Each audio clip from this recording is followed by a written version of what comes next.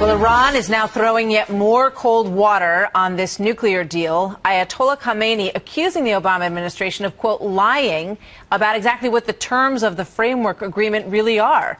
And he also said that the United States has devilish intentions in this whole deal. So this harsh rhetoric comes as the Senate is preparing to vote on legislation that will push back against any deal.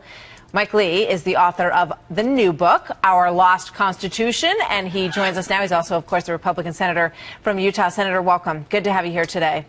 Thank you, Martha. So here's a phrase I never thought I would utter on television. Here's the latest tweet from the Ayatollah.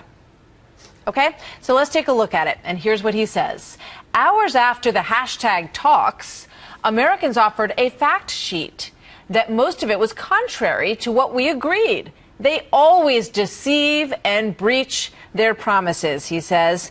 He went on to say in a public speech on National Day of Nuclear Technology in Tehran that there will be absolutely no inspections that will be allowed in this deal and that there's no deal unless we immediately lift all the sanctions.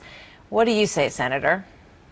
Well, this adds to the concern that I have about these negotiations, about the condition of the purported deal and whether or not there is a deal at all. I'm often asked whether I support this deal, and my response is frequently, I don't know whether I support it because I don't know what it is. Yeah. And in fact, at this point, I'm uncertain as to whether there is an it at all.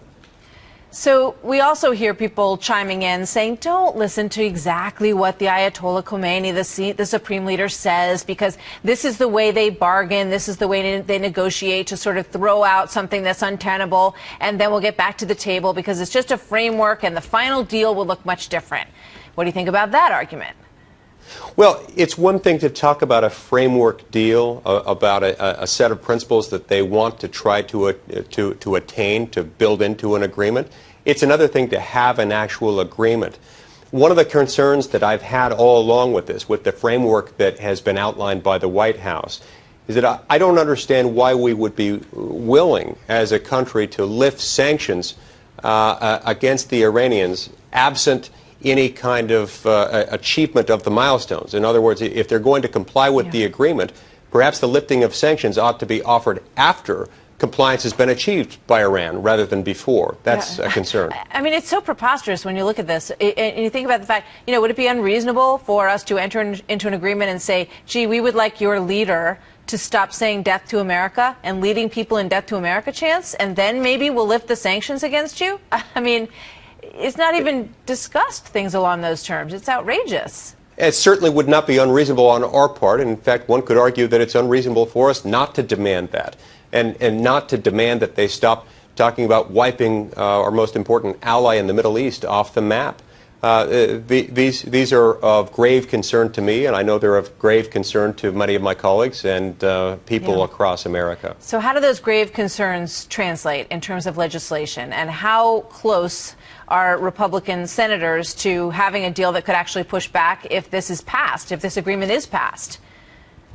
I think we're getting closer and closer to the point where we might see the passage of something like the Corker-Menendez bill.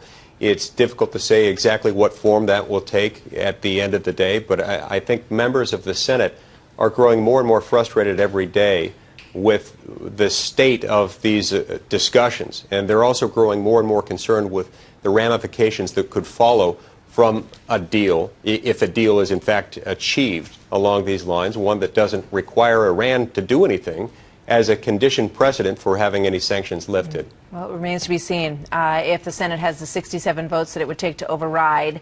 Do you think they do?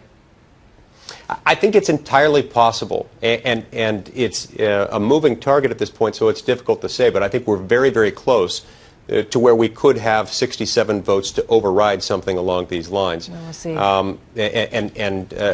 Whether or not we get over the 67 vote threshold is going to depend on details that we don't yet have access to. Right. But it's important for us to remember that Congress does have a role to play here, both in the legislation, the legislative framework that allows the president to have discretion in lifting sanctions. And we also have to remember the constitutional requirement that if what he negotiates is tantamount to a treaty, a treaty has to be ratified by two-thirds of the Senate. All right, Senator, thank you very much. Senator Mike Lee from Utah. Good to have you here, sir. Thank you.